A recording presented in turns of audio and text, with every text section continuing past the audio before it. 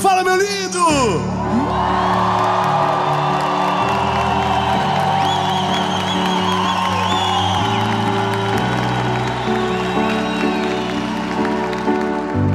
Essa é a última mensagem da série Sabedoria. Eu quero muito que você fique comigo até o final, mas pode ter certeza, nessa altura do campeonato, já deve ter uma série nova nascendo e Deus tem algo novo para você.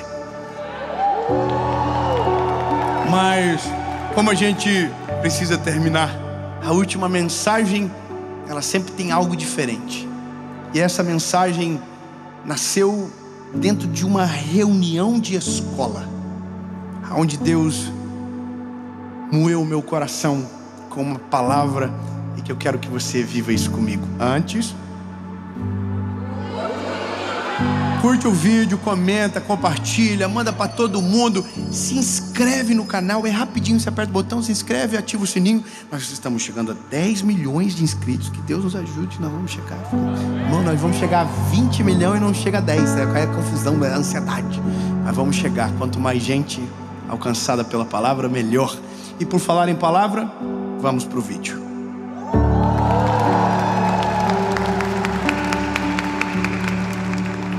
Atos, capítulo 3.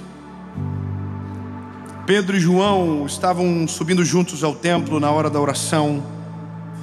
Estava sendo carregado um homem coxo desde o ventre de sua mãe, o qual diariamente colocava-se à porta do templo, chamada Formosa, para pedir esmolas aos que passavam. Interessante falar sobre paciência usando um milagre, mas você vai entender. Eu não sei qual é a melhor forma de começar de verdade. Se eu conto o milagre ou conto o porquê falar sobre esse milagre quando se trata de paciência. Talvez seja interessante ou melhor a gente falar como nasceu. Não. Será?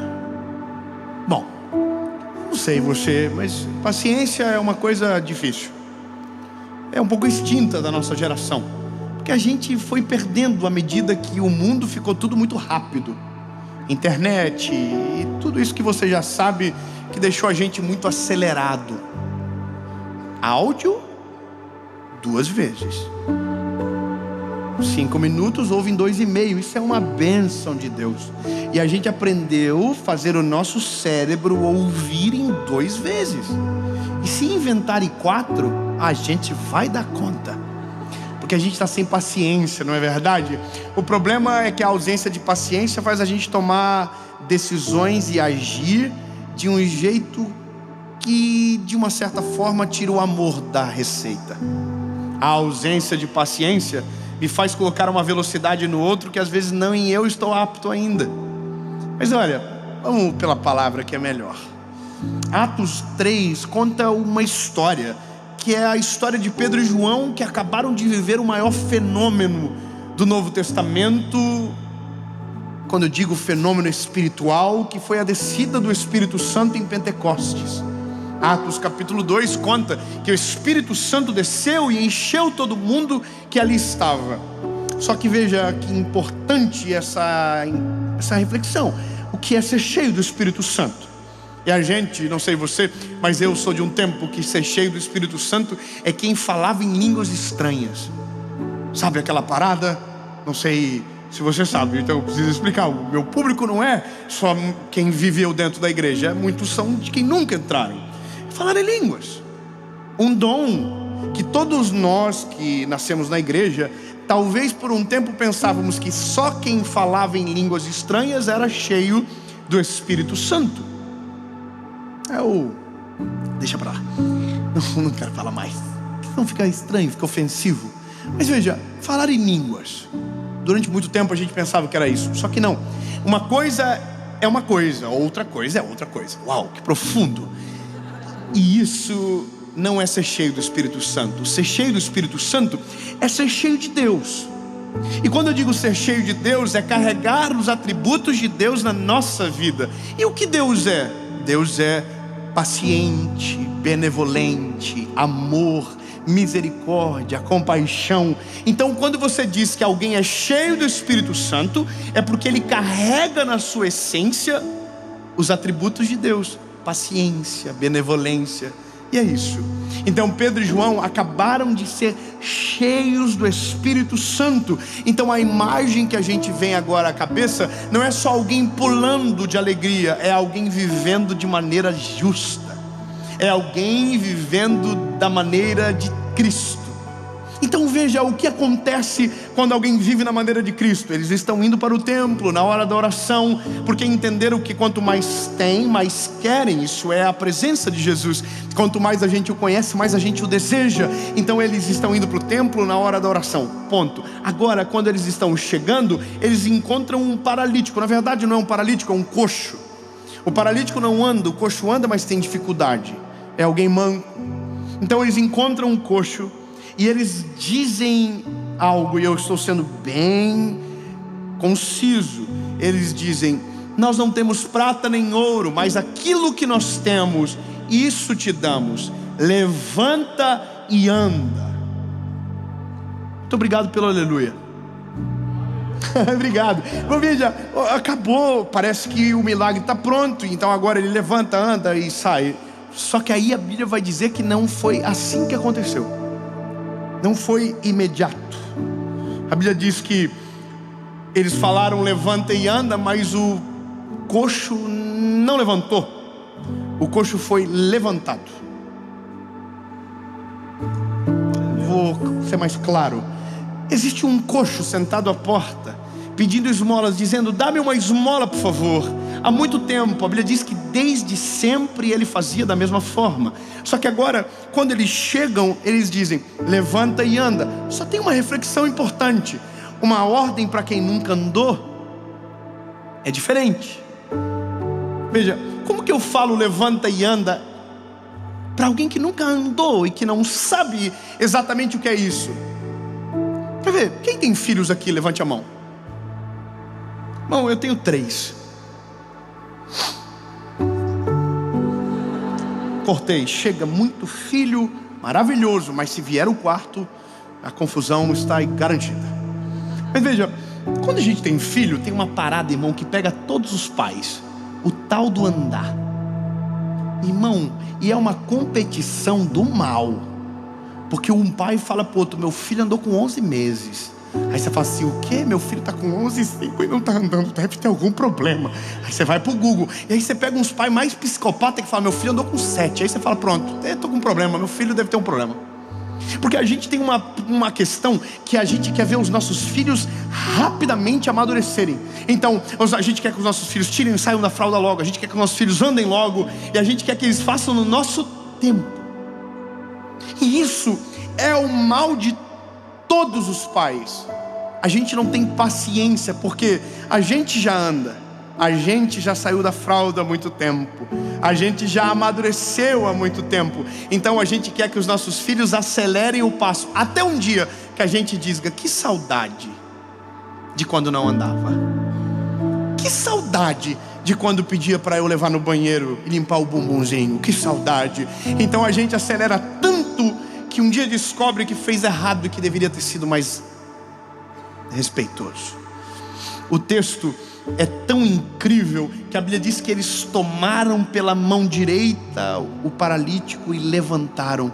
Só que não só levantaram, a Bíblia diz que eles esperaram se firmar os arteiros. Ou seja, levantaram e ficaram segurando, apoiando o coxo, até que ele conseguisse firmar os pés e andar. Lindo. Sabe quando um milagre desse ia acontecer no nosso tempo? Nunca.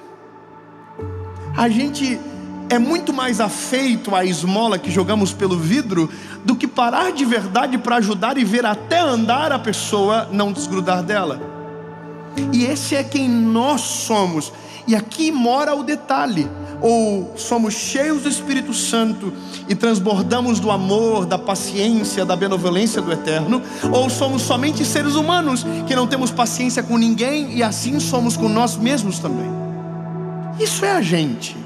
Se não tivermos o Espírito Santo, não temos paciência, nos falta misericórdia. Pelo contrário, a gente sempre tem uma palavra de juízo sobre o outro. A gente se sente superior, a gente fala mal, a gente reclama, a gente amaldiçoa, a gente não tem paciência com os outros.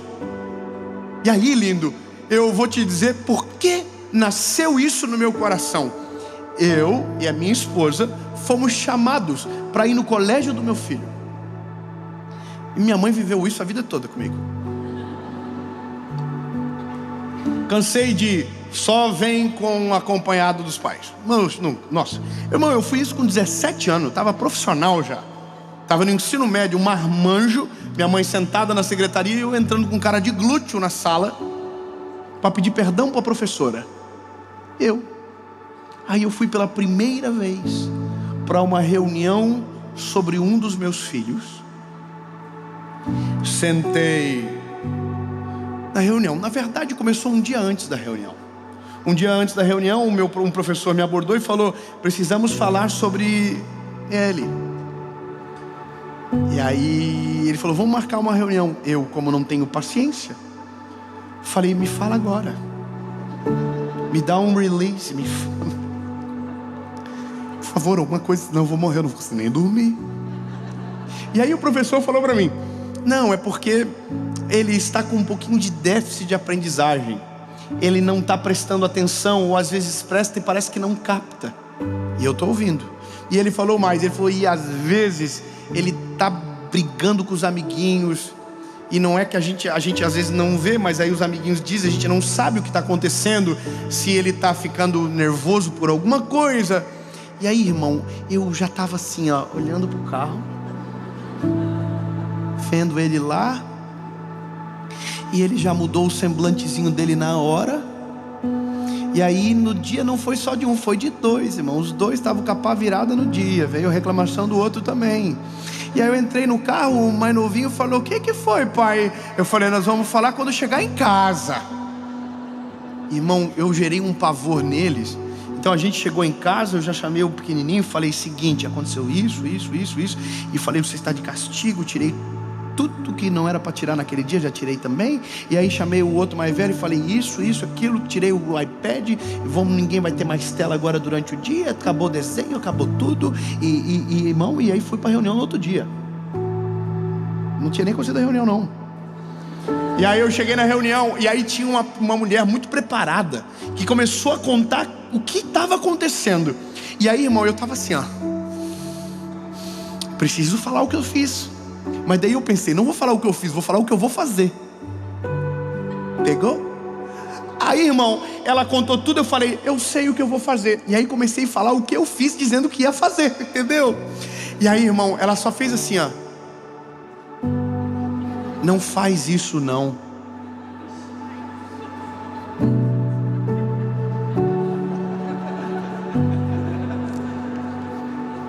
Eu falei: por quê? Ela falou: porque se você fazer dessa forma, você vai perder ele. Você vai sufocar ele. Ele não vai melhorar. Ele vai piorar. Lindo. Aquela professora falou aquilo para mim. O Espírito Santo entrou dentro daquela sala e falou comigo: já pensou se eu fosse contigo da mesma forma? Já pensou se eu te tratasse com a mesma energia e com a mesma velocidade? Você não iria me suportar. E aí, irmão, eu de verdade, eu saí dentro daquele colégio arrasado comigo, destruído por dentro. Cheguei em casa, chamei os meus filhos e disse: o pai precisa mudar uma parada que o pai fez. E comecei a mudar a conversa com eles. Mas naquele dia Deus me fez me lembrar desse coxo, que não precisava sair correndo, porque nunca havia andado. Então ele tem gente cheia do Espírito Santo que tem paciência para esperar ele amadurecer as pernas, criar força nos músculos, para então poder andar. E glória a Deus, que Deus não é da mesma maneira que a gente. Deus é o único que conhece todas as nossas falhas, todos os nossos pecados, todos os nossos segredos, todos todos, e mesmo assim escolheu nos amar. Da mesma maneira, sabendo tudo, nos amou de maneira inteira e completa. E não só amou com palavras, mas entregou o Filho na cruz do Calvário para salvar eu e você. E isso é o verdadeiro amor. Paciente, porque sabe esperar a hora certa de chegar. Benevolente, porque perdoa, apaga passado. Misericordioso, porque a gente não merece, mesmo assim faz. Já pensou se Deus fosse comigo e com você da mesma velocidade que nós somos com os outros? Não estaríamos aqui. E aí eu entrei numa crise na minha vida com Deus e comecei a me lembrar de quem eu sou e o que já fiz. Me lembrei de tanta coisa e comecei a imaginar, se eu fosse o Deus dos céus, o castigo que eu estaria não teria saído até hoje. Eu já teria desistido de mim há bastante tempo, porque eu sei quem eu sou.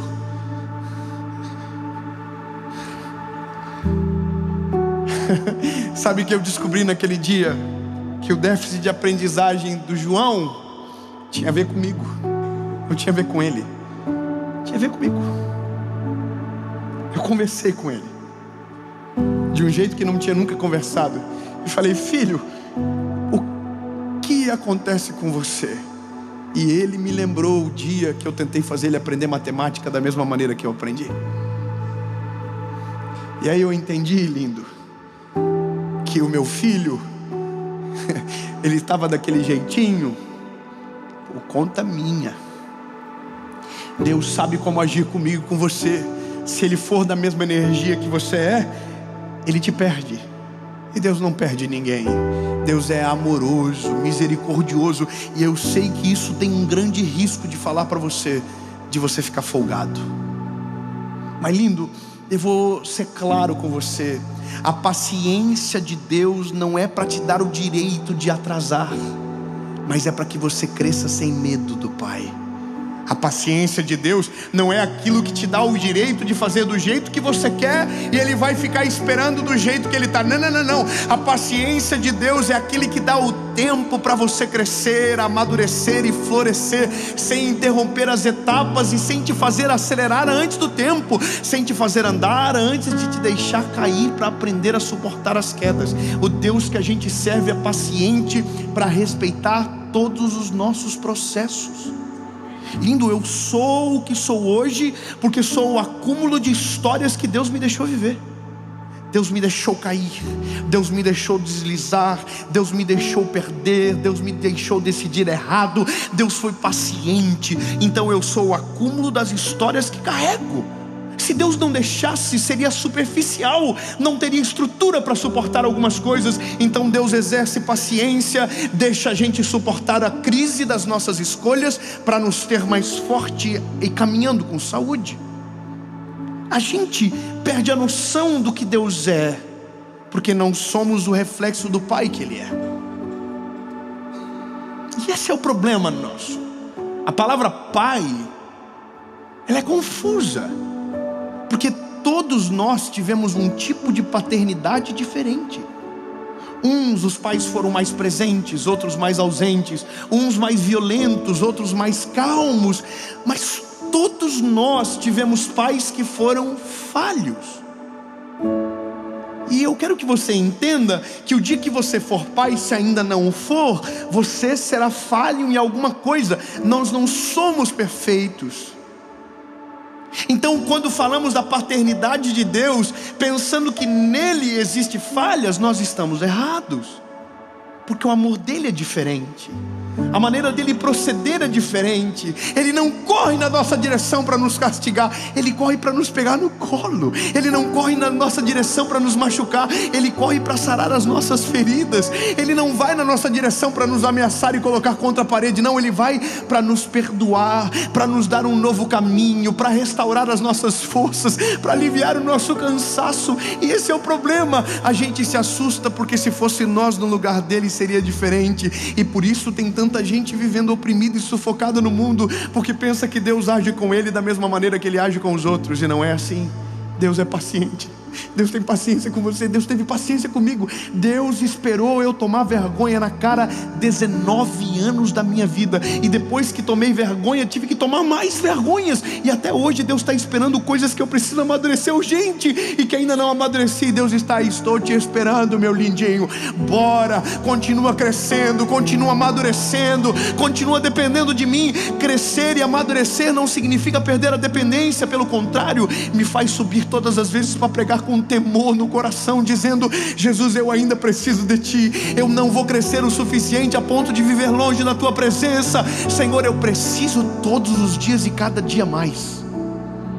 Mas Deus espera. Lindo. Eu sei que todos nós aqui temos as nossas histórias, mas eu vou te falar uma parada: alivie a pressão que você carrega. Ô meu irmãozinho mais novo, bebê da família, bebê da casa, que acabou de chegar agora na presença de Jesus, de boa.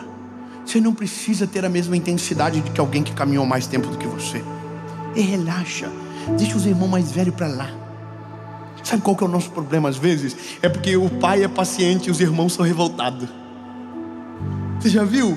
O pai nos espera e os irmãos não deixam a gente não. Irmão, eu sou um evangelista. Meu povo, minha galera,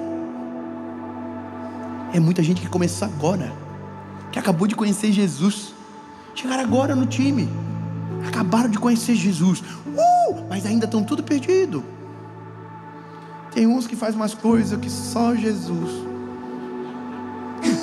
Eu sou da galera, irmão, que faz tanta coisa que... Ai, meu Deus do céu. E tem gente que vem brigar comigo. Olha aí, ó, tá vendo? Te acompanha, mas faz umas bandidagens aí, ó.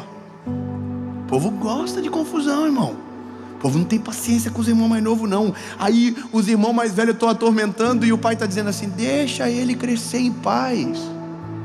Eu não vou fazer ele andar agora, deixa. Imagina, igual eu chegar para os meus filhos e dizer: você vai ter que andar agora, acabou de nascer, não tem nem dente na boca. Então, lindo, alivia a pressão e deixa Jesus trabalhar dentro de você do jeitinho dele. Eu não estou falando que você pode pecar, lindo, claro que não, bobão. Ai, porque então não pode. Mas se você tropeçar, ele não vai correr para te ferir, ele quer te perdoar. Ele quer trazer você para perto. Ele não quer expulsar você de casa. Eu vi um vídeo esses dias que eu apavorei. Chega para o teu filho e diz que você vai mandar ele para fora. Não vou mandar. É ele que vai amadurecer e querer sair. Eu não expulso o filho de casa. O Deus que a gente serve não expulsa o filho de casa. Sabe qual é a loucura? Ah, porque vai ficar velho e não vai sair. Não, irmão. Quem amadurece com saúde vai embora sozinho. Na presença de Deus é diferente. Não é que vai embora, fica para sempre com o Pai, mas consegue construir a sua vida em sabedoria e com decisões firmes e posicionadas na essência que Deus deu. Mas eu não expulso o filho de casa. Esse é um negócio. A gente precisa tirar rapidamente essa loucura que a gente carrega nessa paternidade que precisa ser trabalhada em um Deus que a paternidade é perfeita. Cheguei para o João, cheguei para o Noah. Eu tenho, irmão, quando você tem filho, não sei se você tem, eu tenho 3. Um é diferente do outro. Um é um jeitinho diferente do outro. Se eu for pesado com um, é diferente. Eu não sei nem explicar, irmão, porque a gente, quando é pai, engole tudo aquilo que a gente falou dos outros. É incrível. Ai, meu filho não vai chorar. Coitado de você. Ai, meu filho não vai fazer piti. Coitado. Oh, coitado. Tudo que a gente fala do filho dos outros, irmão, a gente vai engolir em seco. Confia. Hashtag confia. E aí, um dia você descobre que cada filho tem o seu tempo, que cada um cresce de um jeito. Lindo. Você é igual e Deus é perfeito para saber disso tudo. Meu lindo, talvez você está casado com uma mulher, ou minha linda, você casou com um homem que acabou de conhecer Jesus. Não exija dele a mesma velocidade de amadurecimento seu. Ô irmão, não seja o irmão mais velho de alguém que fica atormentando a vida do outro. Deixa ele crescer com maturidade e sabedoria. Deixa ele crescer com calma. Não tenta expor ele a perigo antes da hora. Não tente colocá-lo à prova antes do tempo. Deixa ele crescer em paz. Sabe, eu preciso falar isso para o mundo ouvir. Pare de ser chato. Você não foi autorizado para mandar no teu irmão. Quem manda é o pai, ele é o dono da casa. Eu não deixo o João educar o Noah, é eu que vou educar ele. Deus não quer que você fique forçando a barra com os irmãos mais novos. Irmão, o maior problema da igreja do nosso tempo é quando o irmão mais velho tenta educar o irmão mais novo sem a permissão do pai. Para logo. Deixa Deus completar a obra. Deixa Deus. Você andou com 11 meses, talvez ele ande com 1 ano e 1. Talvez você andou com 7, ele vai andar com 11. O problema é dele. Deus é o pai dele, assim como é o teu. Respeite o tempo. Você falou com 2, ele vai falar com 3. E daí? Eu conheço um dos maiores cantores do Brasil, falou com 4 anos. 4 anos de idade foi a primeira palavra. Hoje é um dos maiores cantores da nossa nação. Deixa o tempo de cada um ser respeitado. Paciência. Por isso que eu sou apaixonado pelo Senhor Jesus, porque quando eu olho para o amor dele, eu me encontro, tenho paz e segurança para permanecer no caminho. Ele não me oprimiu, ele não me sufocou, ele me salvou, ele me amou, ele me libertou, ele mudou a minha história, ele me fez sentir amado. E por isso eu sou apaixonado pela vida e pelo amor do meu Senhor Jesus. Então, lindo, eu não estou falando que você tem que correr na mesma velocidade que eu. Eu só quero que você saiba, ouça o teu pai. Ouça ele. A melhor coisa da vida é quando a gente ouve ele. Nada é melhor. Ouça ele. Lindo, fica tranquilo.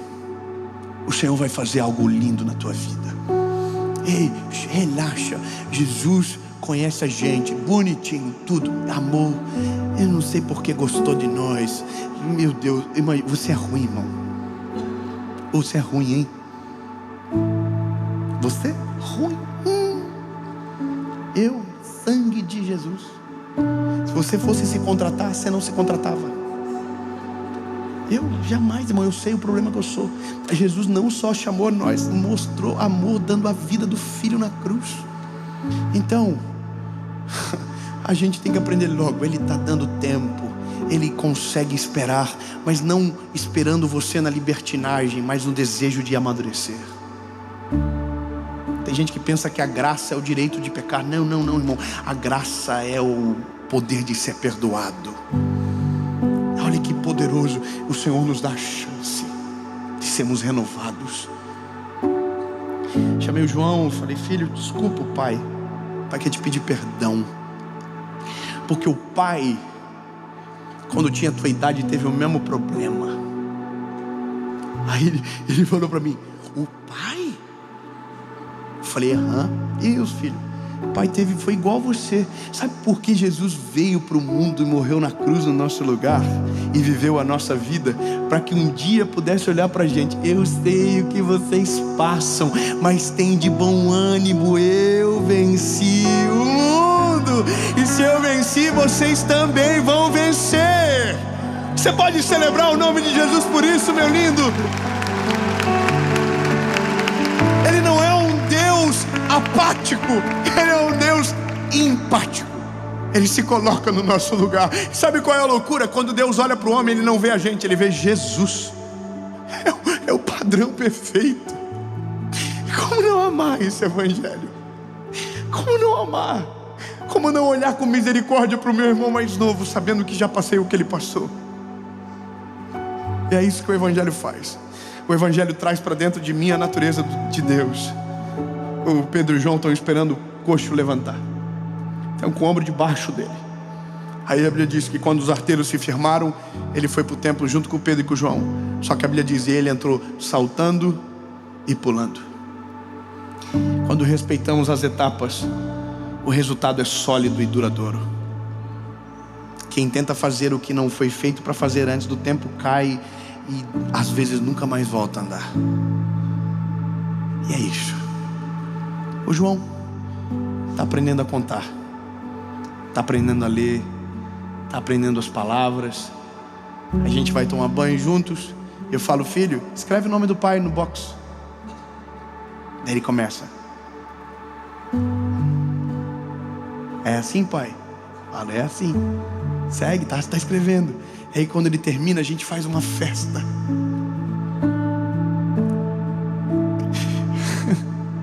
E aí eu fico imaginando o Senhor comigo, Deus comigo e com você. A gente está caído, está vivendo distante dele, e aí a gente volta e diz: me dá chance, me dá chance. Deus diz: eu dou, claro, vamos. E aí você volta, o que acontece? Com uma festa. Aí você acerta um dia, ele diz: é o meu filho. É isso que é o amor do Evangelho, é o amor de Jesus por mim e você. É meu filho. Acertou um dia, acertou outro dia, acertou de novo. Aquele ponto não volta mais. Ele já decorou e aprendeu de verdade. Jesus é assim com a gente, Jesus é assim com você. Então, bebê, tem uma ótima notícia: aproveite a paciência para ser perdoado. Aproveite a paciência para ser amado. Aproveite a paciência para amadurecer com saúde e de maneira sustentável. Aproveite a paciência para decidir. E eu tenho uma pergunta, e dessa maneira termino a série. Você que nunca entregou a sua vida para Jesus, Ele teve paciência para te esperar até agora. Chegou a hora, meu lindo. Ah, mas eu acredito em tudo. Então esse é o problema. Quando você conhece Jesus, você descobre: não precisa de mais nada. Entregue o seu coraçãozinho para Ele. Foi embora, desistiu, o paizinho te trouxe de volta. Então volta para Ele. Volta para casa, bebê. Você não foi feito para viver longe da presença do Pai. Não é sobre a casa, é sobre o Pai que é o dono da casa. Volte para Ele. 2 perguntas e uma resposta, e é você que decide. Tenho que mudar muito? Não. Ele tem paciência para te receber do jeitinho que você é, e tem poder para mudar tudo que em você é. Poder, amor para te transformar de dentro para fora. Mas só você que decide, porque o convite está pronto. Eu estou à porta e bato. Aquele que ouvir a minha voz e abrir a porta, eu entrarei e farei morada. Olha como é paciente. Ele é o dono da porta, da casa, do morador da casa. E mesmo assim, bate na porta. A decisão é sua. A decisão é sua. Eu vou contar até 3. Se a sua decisão for sim, você levanta a mão e a gente vai fazer a maior festa que esse lugar já viu. 1, 2, 3. Levante a mão se você está tomando essa decisão.